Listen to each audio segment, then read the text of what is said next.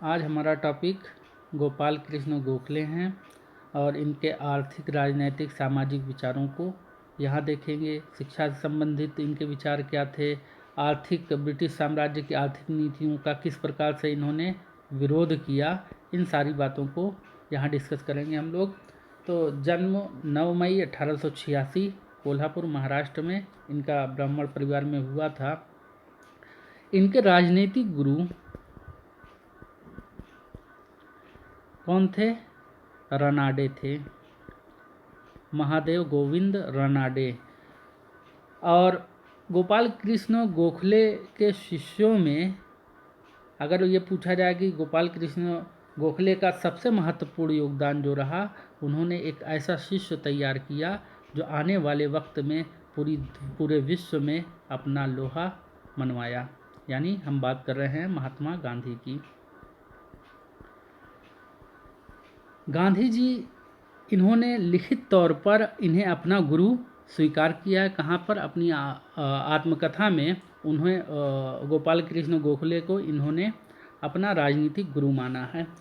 महात्मा गांधी, याद रखिएगा, अगर कभी कोई सवाल आ जाए इस तरह से कि महात्मा गांधी ने किसे अपना राजनीतिक गुरु माना है, तो अगर गोपाल कृष्ण गोखले नहीं दिया है ऑप्शन में, गोपाल कृष्ण गोखले नहीं दिया है, तो आप वहाँ पर अगर बाल गंगाधर तिलक दिया है, बाल गंगाधर तिलक, तो आप बाल गंगाधर तिलक को उत्तर के रूप में चुनेंगे। इसलिए कि गोपाल कृष्ण गोखले को उन्होंने लिखित रूप में अपनी आत्मकथा में गुरु माना, लेकिन बाल गंगाधर तिलक भी उनके राजनीति, उनके गुरु, उनको भी कहा है गांधी जी ने। तो कंफ्यूज मत होइएगा, गोपाल कृष्ण गोखले नहीं है तो बाल गंगाधर तिलक। ये श्रृंखला समझ लीजिए। महादेव गोविंद रानाडे, गोपाल कृष्ण गोखले, उसके इनके शिष्य हैं महात्मा गांधी। तो महादेव गोविंद रानाडे और फिर गोपाल कृष्ण, इनके शिष्य हैं गोपाल कृष्ण गोखले, और गोखले के शिष्य हैं महात्मा गांधी।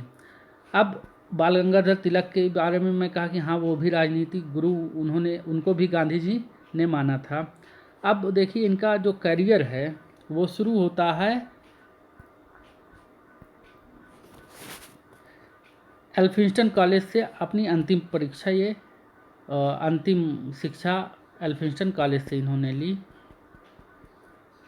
लेने के बाद अंतिम पढ़ाई ये एल्फिंस्टन कॉलेज से किए। पुणे में क्या हुए? सहायक अध्यापक हो गए। घर की जिम्मेदारी और देखते हुए ये सहायक अध्यापक हो गए, तो उससे कुछ मिल जाता था जिससे इनका परिवार आसानी से चलता था। फिर उसके बाद जब ये पुणे में सहायक अध्यापक थे, तो उसी समय इन्होंने जो प्रतियोगी छात्र उनको ये पढ़ाते थे, उनके तैयारी कराते थे। और इसी दौरान उन्होंने लॉ किया। इन्होंने लॉ जब कर लिया तो ये संपर्क में आए किसके? बाल गंगाधर तिलक और आगरकर के।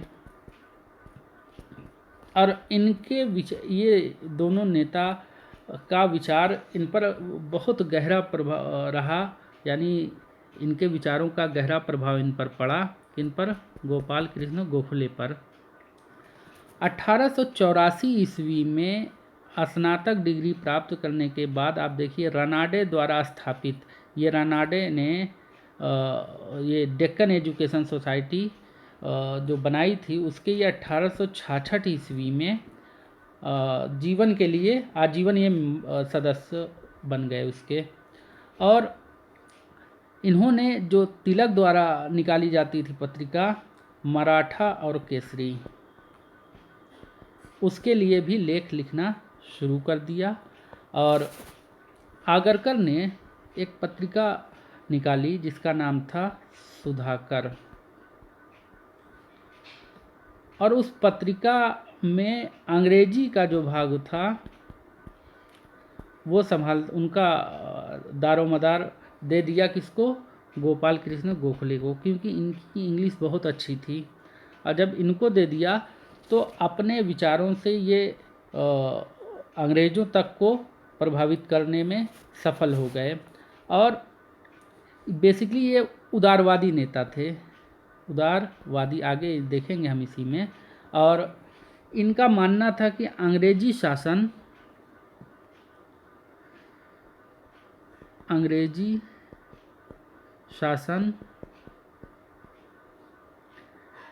हमें कहाँ ले जाएगा, स्वशासन की ओर, शासन की ओर।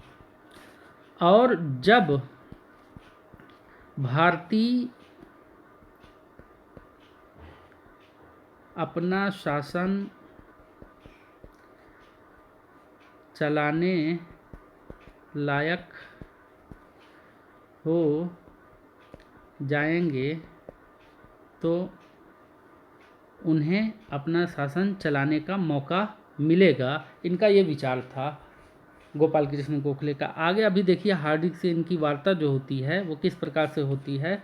तो ये एक तरह से आप इसमें देख रहे हैं कि अंग्रेज़ों के वो समर्थक हैं, लेकिन जहाँ जहाँ उनकी आलोचना आवश्यकता पड़ी है, आप देखिए कि आर्थिक ब्रिटिश साम्राज्यवाद की आर्थिक नीति जो थी उसका खुले तौर पर इन्होंने आलोचना किया। पहली बार इनका बताया जाता है कि राजनीति पर 1888 में इलाहाबाद में कांग्रेस अधिवेशन हुआ, उसी में ये शामिल हुए। और 1897 ईस्वी को, इससे पहले हम ये जान लेते हैं कि गांधी जी के बारे में इनके विचार क्या थे। गांधी जी के अपने गुरु के प्रति विचार क्या थे। 1896 में ये पहली बार गांधी जी से मिले थे। कौन? मतलब गांधी जी इनसे मिले थे, गोपाल कृष्ण गोखले से। और 1901 ईस्वी में कलकत्ता में 1 माह तक दोनों साथ बिताए थे, मतलब दोनों लोग साथ में रहे थे। और गांधी जी ने, इसको याद रखिएगा, इन्हें विशाल हृदय वाला और शेर की तरह बहादुर कहा था। शेर की तरह बहादुर। तो इनके बारे में गांधी जी ने और भी बातें कही जो आगे आएगा इसी वीडियो में, तो ये मिस ना कर जाए, इसलिए मैं आपको यहाँ से बताना उचित समझा। तो 1897 में दक्षिण शिक्षा समिति के सदस्य के रूप में गोखले और वाचा को इंग्लैंड भेजा गया कि वेल्बी आयोग के समक्ष वो जाकर गवाही दें। तो गोपाल कृष्ण गोखले गए और वहाँ पर इंग्लैंड में ये बात कही वेल्बी आयोग के सामने कि भारत का बजट इम्पीरियल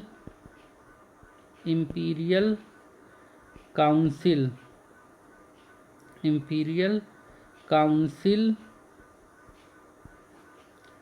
द्वारा पास करने के बाद लागू किया जाए, यानी इम्पीरियल काउंसिल जब उसे पास कर दे तब वो लागू हो।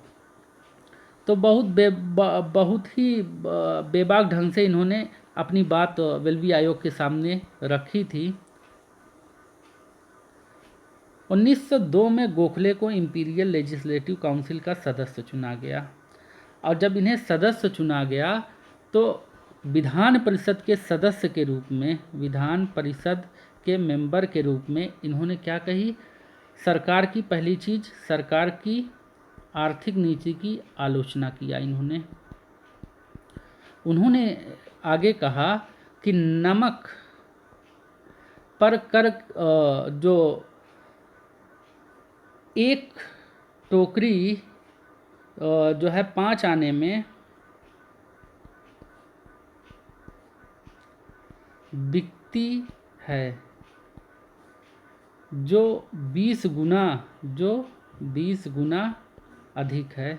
मतलब इन्होंने ये भी कहा कि ये जो नमक पर आप 5 आने में बेच रहे हैं 1 टोकरी, वो बहुत महंगा है, 20 गुना अधिक है उसके दाम से। और ये नमक कर अनिवार्य प्राथमिक शिक्षा एवं सरकारी नौकरियों में भारतीयों को अधिक स्थान देने के मुद्दे को काउंसिल में उठाया। ये ऐसे नेता थे, केंद्रीय विधान परिषद के जब ये सदस्य हुए तो इन्होंने अनिवार्य माध्यमिक शिक्षा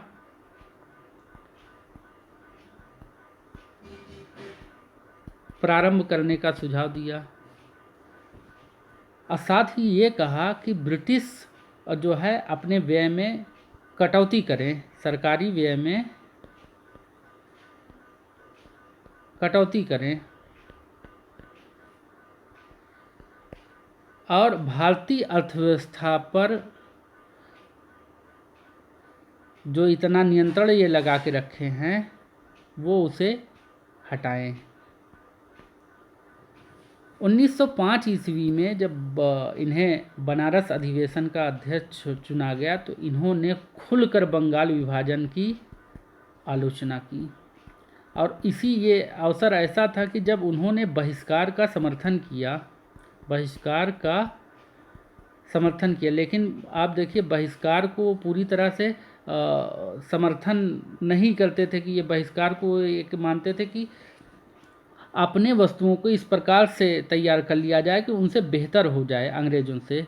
तो लेकिन आप देखिए बंगाल विभाजन को लेकर इन्होंने बहिष्कार का समर्थन किया, विदेशी वस्तुओं के, यहाँ जोड़ लीजिए, विदेशी वस्तुओं के बहिष्कार का समर्थन किया। 1905 ईस्वी में इन्होंने भारत सेवक, आगे आएगा, समिति बनाई और ये भारत सेवक समिति, सर्वेंट ऑफ इंडिया सोसाइटी, इनका ये भारत सेवक समिति का उद्देश्य क्या था? ऐसे देशभक्तों को तैयार करना जो देश के विकास में, देश को आगे ले जाने में महत्वपूर्ण योगदान दे, इसलिए ये भारत सेवक समिति गठित की थी। इनके कार्यों को देखते हुए 1906 ईस्वी में भारत की समस्या अवगत कराने के लिए इन्हें इंग्लैंड भेजा गया। इसके पहले वाले वीडियो में आपने देखा था किस प्रकार अंग्रेज भारतीयों के प्रति विचार रखते थे, भेजा गया। और ये भारत, इन्होंने जो मुख्य बात कही वहाँ, उसका सार मैं यहाँ आपको बताना चाहूँगा कि इन्होंने कही कि भारतीय पूंजी का व्यय आप सेना के स्थान पर उद्योगों पर करिए। अब भारत का औद्योगिक विकास हमें इंग्लैंड की संपत्ति पर नहीं करना है, भारत का औद्योगिक विकास हमें अपनी संपत्ति पर करना है, मतलब अपने भारतीय संपत्ति पर करना है। वो कहते थे अगर भारत का विकास बाधित हो रहा है तो उसका कारण है अंग्रेजी नीतियाँ। उन्होंने आर्थिक विकास पर बात कही कि हमारे देश की पूंजी से अगर हमारा औद्योगिक विकास होगा तो हम नुकसान में नहीं रहेंगे। अगर विदेशी पूंजी से हमारा विकास हुआ तो यकीनन हम घाटे में चले जाएंगे। इसको आप FII और FDI से जोड़कर आप लिख सकते हैं, इससे तुलना करके, जब आप अर्थव्यवस्था पढ़ रहे हो तो। इन्होंने साथ में कहा कि आधुनिक तकनीक पर बहुत अधिक बल दिया। इन्होंने कहा पाश्चात्य शिक्षा का हमें बहिष्कार नहीं करना है, बल्कि पाश्चात्य शिक्षा हमें ग्रहण करनी है ताकि वो हमें अपने देश में शासन चलाने के योग्य बनाए और तमाम वैश्विक ज्ञान से हमें जोड़े। चूँकि ब्रिटिश साम्राज्य उस समय रूल कर रहा था इंडिया में, तो उनकी जो यूरोप में, ब्रिटेन जो है कई देशों पर राज कर रहा था, तो उनसे जुड़ कर गोखले चाहते थे कि भारत के लोग उनकी जो शिक्षा पद्धति है, उनके जो नीति है, उसको बेहतर ढंग से समझ विकसित उनके प्रति कर दे, ताकि अपने अधिकारों की वो मांग कर सकें, क्योंकि ये उदारवादी थे।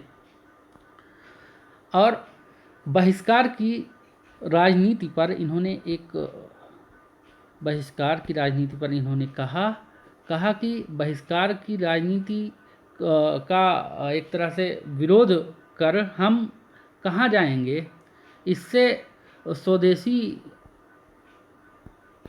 को कुछ लाभ हो सकता है,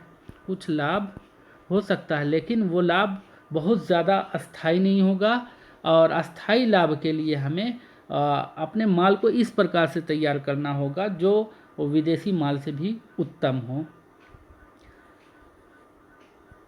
इसके बाद इनके विचारों को आप आगे देखिए, थोड़ा सा लगेगा कि इनके विचार और भी आपको क्लियर होगा। गोपाल कृष्ण गोखले सच्चे राष्ट्रवादी थे। वे अंग्रेजों के प्रति भक्ति को ही राष्ट्रभक्ति समझते थे। उसके पहले मैं आपको जो बता दिया, नहीं तो इसको केवल आप इतना पढ़ेंगे तो आपको लगेगा गोपाल कृष्ण गोखले अंग्रेजों के एक तरह से हितैषी थे, लेकिन जो बात पहले मैं आपको बता दिया उससे आप स्पष्ट हो जाएंगे कि उनका विचार किस प्रकार का था। तो गोखले यह कल्पना नहीं कर सकते थे कि अंग्रेजी साम्राज्य के बाहर भारत कुछ प्रगति कर सकता है। अंग्रेजी साम्राज्य को चुनौती देने के दुष्परिणामों की कल्पना करके ही वे अंग्रेजी साम्राज्य के भारतीय समर्थक बन गए। हार्डिंग से गोखले ने कहा था, यदि अंग्रेज भारत छोड़कर चले गए तब उनके पहुंचने से पूर्व भारतीय नेता उनको लौट आने के लिए तार द्वारा आमंत्रित करेंगे। और गरम जो उग्रवादी दल था तो वो क्या कह रहा है उनके बारे में, गरम दल के लोग कह रहे हैं, दुर्बल हृदय का उदारवादी, छिपा हुआ राजद्रोही तक गोपाल कृष्ण गोखले को लोगों ने कहा। 1909 में आप देखिए माल्य मिंटो सुधार लाने में इन्होंने महत्वपूर्ण भूमिका निभाई।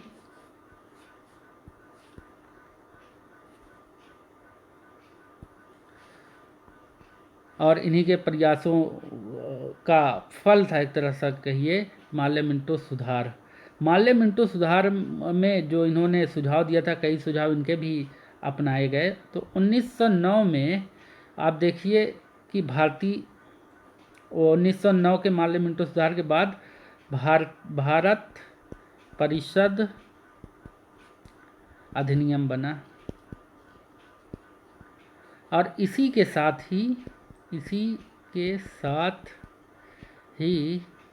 भारत में चुनाव प्रणाली के सिद्धांत को मान्यता मिली। ये याद रखिएगा, चुनाव प्रणाली के सिद्धांत को मान्यता कब मिली, तो आप ये याद रखिएगा। इसके बाद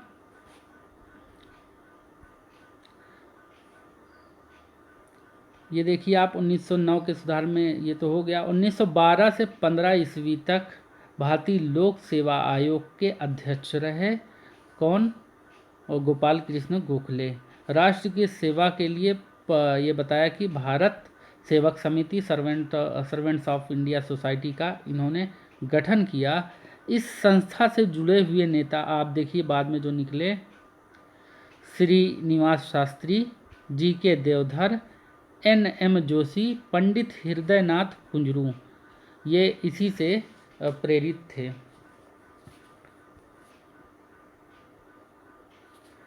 अब ये बता चुका हूँ कि उन्होंने पूना सार्वजनिक सभा की पत्रिका सुधारक का संपादन किया। गोखले ने भारत के council of the secretary of state और नाइटहुड की उपाधि में पद ग्रहण करने से इनकार कर दिया। उन्होंने ऐसा इसलिए किया क्योंकि वे निम्न जाति के हिंदुओं की शिक्षा रोजगार में सुधार की मांग कर रहे थे। उन्हें आत्मसम्मान और सामाजिक स्तर प्रदान करने के पर बल दे रहे थे। अब शिक्षा के बारे में अगर बात की जाए तो गोपाल कृष्ण गोखले का मानना था शिक्षा से व्यक्ति में चेतना आती है। ये एक तरह से जो भी व्यक्ति शिक्षित हो जाएगा उसमें चेतना उत्पन्न होगी। तो चेतना ही जो है समस्या को पहचानने और उसको दूर करने में मदद करती है चेतना। तो आप देखिए कि शिक्षा को लेकर बहुत ही गंभीर थे। उन्होंने आगे कहा कि देश का सामाजिक आर्थिक विकास के लिए मुफ्त शिक्षा की व्यवस्था ब्रिटिश सरकार करे। अब ब्रिटिश सरकार ये कहती थी इसको चलाना मुश्किल है कि वित्तीय संकट उत्पन्न हो जाएगा। ये मुफ्त शिक्षा की बात कर रहे हैं। भारत में बहुत बाद में दिया गया, इसकी चर्चा मैं पहले भी वीडियो में कर चुका हूँ। वित्तीय प्रबंधन में मुश्किलों का सामना करने का बहाना लेकर ब्रिटिश सरकार ने इनकी बात जो है नहीं मानी। अब गोपाल कृष्ण गोखले अंग्रेज़ों के इस व्यवहार के खिलाफ थे, क्योंकि वो बचपन में जो शिक्षा लिया था, बचपन में ही उन्होंने अनुभव किया था कि उन्हें किन किन मुद्दों पर बात करनी है। भेदभाव और ऊंच नीच की भावना के वे कट्टर विरोधी थे। उनका मानना था कि प्राथमिक शिक्षा को मुफ्त के साथ साथ अनिवार्य भी बना दिया जाए। और वो कहते थे अगर सच्चे में स्वशासन चाहते हो, सच्चे मन से स्वशासन चाहते हो तो आप पाश्चात्य शिक्षा ग्रहण करो। पाश्चात्य शिक्षा के बारे में मैं पहले बता चुका हूँ। और वो स्वशासन के बारे में उनका जो विचार था कि हम लोगों में त्याग, बलिदान इत्यादि के माध्यम से स्वशासन की अलख जगाएंगे।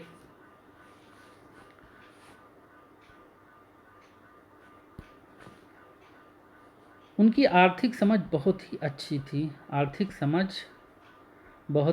थी। इसका एक उदाहरण से हम इसको समझते हैं कि 1902 में एडवर्ड लॉ ने 7 करोड़ का बजट पेश किया, यानी बचत बजट, मुनाफे का बजट।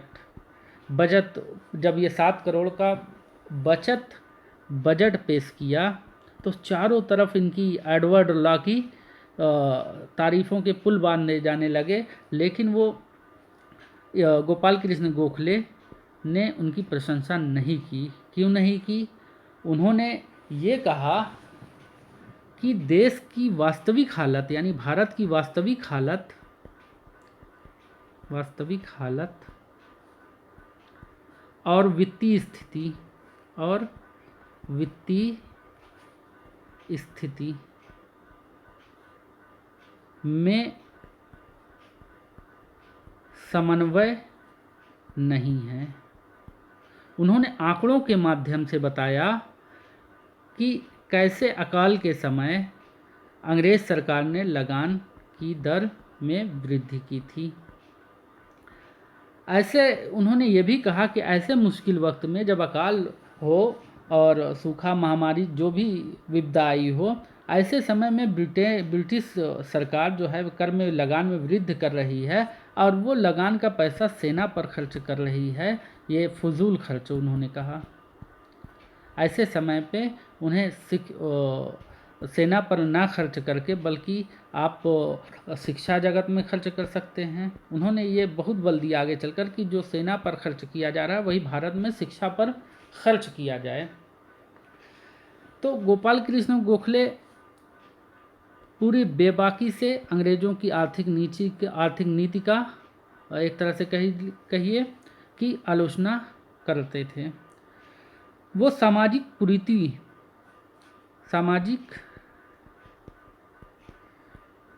कुरीतियों को दूर करने के पक्ष में थे।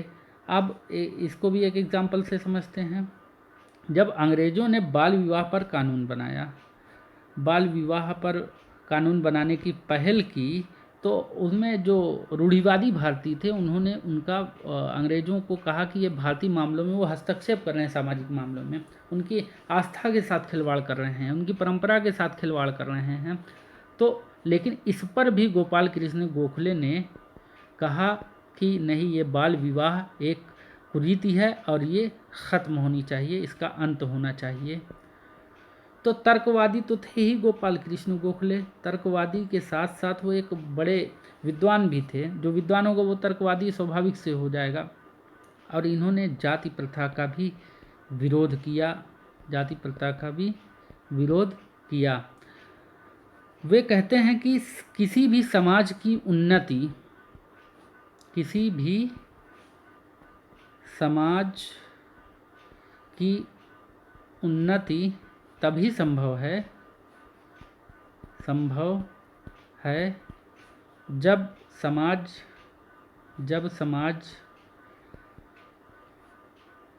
एक साथ मिलकर रहे, निचली जातियों के खिलाफ बुरा बर्ताव ना करे, निम्न जातियों के खिलाफ बुरा व्यवहार ना करे। उनका मानना था कि उनका यानी गोपाल कृष्ण गोखले का कि आज तक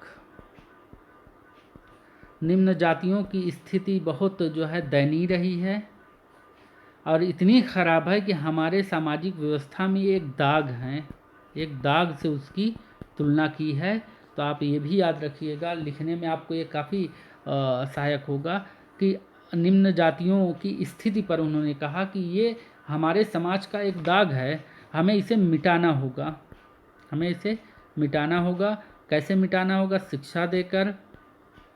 और उन्होंने आगे ये भी कहा कि जो व्यवस्था आज हमारे बीच कायम हुई है उसके जिम्मेदार हम ही लोग हैं। तो उस व्यवस्था से अब भारत को अगर विश्व में अपना स्थान बनाना है तो हमें सामाजिक संतुलन स्थापित करना होगा। ये जो समाज में कुरीतियाँ व्याप्त हैं, समाज में ऊंच नीच की जो भावना व्याप्त है उसको हमें ख़त्म करना होगा, तब हम वैश्विक पटल पे एक स्थान बना सकेंगे। इसके बाद सिविल लिबर्टी की उन्होंने बात की। अपने लेखों में बराबर वो कहते थे लोगों की अभिव्यक्ति की स्वतंत्रता होनी चाहिए, अभिव्यक्ति। और उन्होंने जो लेख लिखे, खासकर उनको इंग्लिश वाला पोर्शन दिया गया तो उनके लेख अंग्रेज़ों को आसानी से समझ आता था, वो बेहतर ढंग से वो अपनी बातें अंग्रेज़ों के समक्ष रख सकते थे।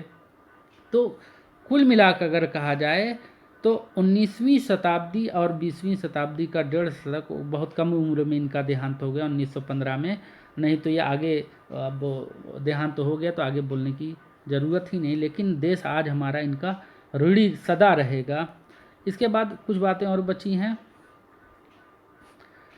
ये तो हो गया है, बाइकाट नीति, औद्योगिकरण का समर्थन किया। पाश्चात्य जैसे यूरोप में औद्योगिकरण हुआ तो वो उस प्रकार का औद्योगिकरण भारत में भी लाना चाहते थे। वो औद्योगिकरण में जो पूंजी होगी वो भारत की होगी, इसके पक्के वो समर्थक थे। अपने समझौतावादी स्वभाव के चलते इन्होंने बायकाट प्रस्ताव का समर्थन किया। आप मैं बताया कि बंगाल विभाजन के बाद इन्होंने बहिष्कार का समर्थन किया था। यहाँ भी आपको देखने को मिल रहा है। 1915 में इनकी मृत्यु हो जाती है। महात्मा गांधी ने इनके बारे में कहा था, सर फिरोज शाह मुझे हिमालय की तरह दिखाई दिए जिसे मापा नहीं जा सकता, और लोकमान्य तिलक महासागर की तरह जिसमें कोई आसानी से उतर नहीं सकता। पर गोखले तो गंगा के समान थे जो सबको अपने पास बुलाती है। इसके बाद तिलक ने इनके विचार आप देखिए, गोखले उदारवादी, तिलक उग्रवादी विचारधारा पर विश्वास रखते थे। तो गोखले को भारत का हीरा, महाराष्ट्र का लाल, कार्यकर्ताओं का राजा कहकर उनकी सराहना की है। वास्तव में आप देखिए, मॉडरेस्ट जो थे, एक्सट्रीमिस्ट यानी उग्रवाद और उदारवाद के जो नेता थे, उनके विचारों में जो है भिन्नता थी, लेकिन वो एक दूसरे के निकट थे। दोनों ही एक बात कर रहे हैं, भारत को आज़ादी एक उदारवादी ढंग से, और आज़ादी का मतलब है कि हर तरह से आज़ादी, और आत्मनिर्भर बनाने की बात करते हैं, तो भिन्नता उनके विचारों पर है, विचारों में है। लोग काफ़ी उदारवादी और उग्रवादियों में काफ़ी तनाव भी हुआ, जिसको आगे का वीडियो में हम देखेंगे। तो आज यहीं तक रखते हैं, काफ़ी लंबा हो जा रहा है वीडियो। ठीक है, अब नेक्स्ट वीडियो हम बाल गंगाधर तिलक के बारे में देखेंगे। ठीक है।